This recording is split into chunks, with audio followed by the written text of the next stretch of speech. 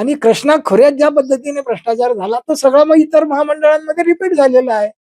कारण की ज्यांनी कृष्णा खोऱ्यामध्ये या भ्रष्टाचाराची सुरुवात केली तेच अधिकारी मग सर्व महामंडळांमध्ये पाठवण्यात आले पुण्यावरून.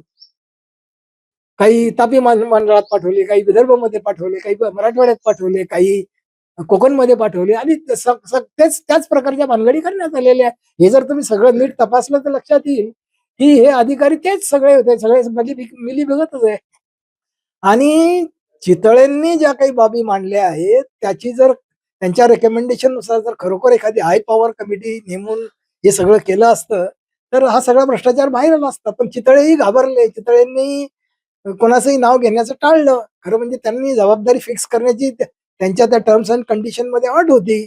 त्यांनी नाव सांगायला पाहिजे होतं, की हे लोक जबाबदार आहे. परंतु तसं न करता अधिकाऱ्यांच्या डिपार्टमेंटल इन्क्वायऱ्या लावण्यात आल्या. अधिकाऱ्यांवर आरोप पत्र दाखल करण्यात आले.